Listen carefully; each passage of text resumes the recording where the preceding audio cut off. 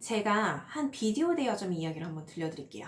어떤 비디오 대여점이 있었는데 여기에 사람들이 20분이 넘도록 줄을 서서 계속 기다리는 거예요. 무슨 이유였을까요? 그 이유를 확인해 보니까 어떤 비디오 대여점의 한 점원과 이야기를 나누려고 사람들이 그 긴 줄도 마다하지 않는 거예요. 대체 어떤 이야기를 나누길래 그렇게 긴 줄을 기다리게 됐을까요? 그 점원의 이름은 테드인데요. 줄줄이 딸린 동생의 흥청망청 돈을 쓰는 부모님 밑에서 결코 쉽지 않은 어린 시절을 보내게 돼요. 늘 어수선한 집을 벗어나서 테드는 주로 할머니 댁에서 묵곤 했는데 이때 TV 앞에 주로 앉아서 시간을 보냈대요. 아무래도 이런 영화나 각종 TV 프로그램이 테드의 어수선한 이런 환경을 좀 극복하는 돌파구 같았던 셈이었죠. 그러던 어느 날 테드는 우연히 새로 생긴 비디오 가게에 방문을 하게 돼요. 그리고 마치 자신이 고향에 온 듯한 느낌을 받게 되면서 이 비디오 가게를 매일매일 방문하게 되는 거예요. 그러다가 이제 주인과 이야기를 나누게 되고 일자리를 제안받게 됩니다. 그런데 일을 하다 보니까 생각보다 비디오 가게가 낮에는 한산한 거예요. 그래서 테드는 문득 이런 생각을 해요. 아, 내가 이 비디오 가게에 있는 모든 영화를 다 봐야겠다. 그리고 정말로 몇 달 뒤에 테드는 이 가게에 있는 모든 영화를 다 섭렵을 하게 돼요. 그리고 그때부터 고객들에게 맞춤형 비디오를 추천해주기 시작하죠. 그는 마치 살아있는 검색 엔진과도 같아지게 된 거예요. 닥치는 대로 영화를 섭렵하던 테드는 18살에 영화 전문가, 영화 소믈리에가 된 거예요. 그래서 이 테드가 추천하는 게 고객들에게 꼭 맞는 비디오, 꼭 맞는 영화였고, 고객들은 테드에게 조언을 구하기 위해서 그 긴 줄을 마다하지 않게 된 거죠. 그리고 테드는 지금 넷플릭스의 최고 콘텐츠 책임자가 되었어요. 이건 바로 생각이 돈이 되는 순간이라는 책에 나오는 에피소드인데요. 성공을 하기 위해서 가장 먼저 시작해야 할 것이 바로 소비임을 알려주는 이야기예요. 아무리 많은 자기계발서를 읽고 또 성공한 사람들의 이야기를 들어도 내가 정작 뭘 해야 되지? 내 아이템은 뭐가 좋을까? 생각나지 않는 이유는 바로 아직 우리가 이 소비가 충분히 이루어지지 않은 상태이기 때문이에요. 보면 손대는 것마다 성공하는 사업가들이 있어요. 그런데 이게 단순히 천재성 때문일까요? 물론 그런 경우도 있을 건데요. 사실 그런 경우는 많지 않을 거예요. 성공하는 사람들은요, 패턴 인식이란 걸 통해서 연쇄 성공을 만들어낸대요. 그리고 다양한 경험을 축적하게 되면서 구체적인 사례들이 쌓이게 되고, 이때 이 지식과 사례들이 만나게 되면서 아이디어가 탄생을 하게 된다고 해요. 이러한 지식과 사례를 만들기 위해서 꼭 필요한 게 바로 이 소비인 거죠. 그런데 꼭 돈이 많아야만 소비가 가능할까요?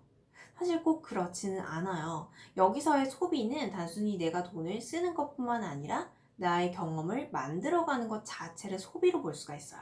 예로 들어서 A라는 사람이 있어요. 그런데 이 사람이 옷을 너무 좋아하는 거예요. 그런데 매 시즌마다 가서 옷을 사자니 사실 그렇게 쉽진 않죠. 그럼 이때는 옷을 단순히 사는 게 아니라 가서 입어보고 보는 것만으로도 충분히 소비라고 볼 수가 있는 거예요. 넷플릭스의 최고 책임자가 된 테드 역시 사실 모든 영화를 사서 본 건 아니잖아요. 성공한 사람들에게는 20%의 법칙이 있다라고 해요. 자신의 일하는 시간의 약 20%를 이런 식으로 나의 분야에 투자하게 되는 거죠. 생각이 돈이 되는 순간이라는 책에서 보면 욕실에서 뛰쳐나와 유레카를 외치는 그 순간을 아하 순간이라고 정의를 하는데요.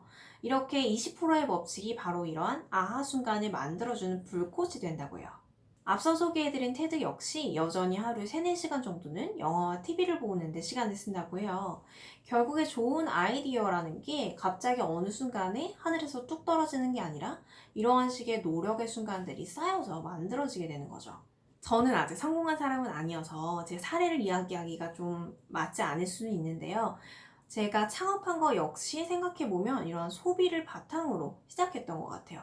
저는 전화영어를 창업하기 전에 7년 동안 전화영어 수강생이었어요. 그러다 보니까 당연히 7년 동안 많은 소비가 이루어지게 된 거죠. 그러면서 불편한 점, 좋은 점, 다양한 아이디어들이 떠오르게 됐고, 그걸 바탕으로 창업이 시작됐어요. 그런데 뭘 소비하면 좋을지 모르겠어 라는 분들이 계실 수 있어요. 사실 저도 그랬거든요. 나도 뭔가 진득하게 남들처럼 좋아하는 걸 깊이 있게 파보고 싶다라고 생각했는데 그게 뭔지 모르겠더라고요. 그래서 좀 고민을 많이 하게 됐고 그 결과 좀 몇 가지 방법들이 저한테 도움이 됐던 게 있어요. 그걸 한번 얘기해 볼게요. 먼저 내가 현재 하고 있는 것들을 깊이 있게 소비하시는 거예요. 제가 오랜 시간 고민하다가 알게 된 중요한 사실이 한 가지 있는데요. 그건 내가 좋아하고 잘하는 것들이 한순간에 하늘에서 뚝 떨어지는 게 아니라 내가 이미 하고 있는 것 안에 숨어져 있을 수 있더라고요. 내가 이미 현재 하고 있는 게 나의 아이템이 될 수 있다라는 이야기예요. 그 다음으로는 아이템에 국한되지 않고 다양하게 소비해 보시는 거예요. 아무리 생각해도 아이디어가 떠오르지 않는 이유는 내 머릿속으로만 생각하는데 한계가 있기 때문이에요.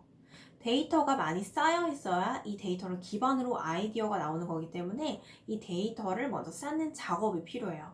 아이템에 집착하지 않고 다양한 소비를 하시는 게 중요해요. 그럼 이 다양한 소비를 위해서 가장 좋은 건 다양한 분야의 책을 읽는 것도 좋고요. 강의를 들을 수도 있고 사람들을 많이 만나보는 것도 좋은 방법이에요. 저는 원래 소설책만 읽는 편이었는데요. 철학, 심리학, 비즈니스 이런 식으로 좀 넓혀서 점차 읽으려고 하고 있고요. 강의는 딱딱한 강의가 아니라 뭐 1인 기업이라든지 창업 부업에 대한 재미있는 강의들도 되게 많아요. 그래서 뭐 나보다 한 발 앞선 사람들의 강의를 들어보시는 것도 추천해요. 저도 강의를 하고 있지만 많이 들으려고 노력하는 편이에요. 그 이유는 강의를 듣다 보면 아이디어도 많이 떠오르고 사고도 확장되기 때문에 굉장히 많이 도움이 되거든요. 마지막으로는 남들이 내가 좋아하고 잘하는 것 같다라고 이야기하는 걸 소비하시는 거예요.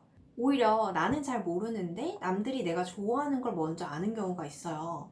설령 남들이 말하는 그 내가 좋아하는 것 같다라는 그 아이템이 내가 실제로 좋아하는 게 아니더라도 한번 해보세요. 그냥 해보시는 거예요.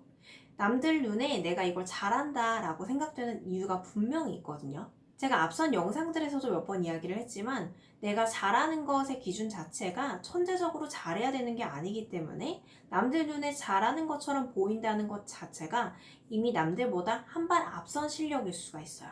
저도 아직 성공해가는 과정 중에 있긴 하지만 적어도 이런 저의 창업이나 부업이 소비가 있었기 때문에 가능했다라고 생각을 해요. 내가 어떤 걸 좋아하는지 모르겠을 때 혹은 뭐 어떤 아이디어를 떠올리고 싶을 때는 이 소비를 먼저 해보시면 어떨까요? 오늘 영상은 여기까지 하겠습니다. 고맙습니다.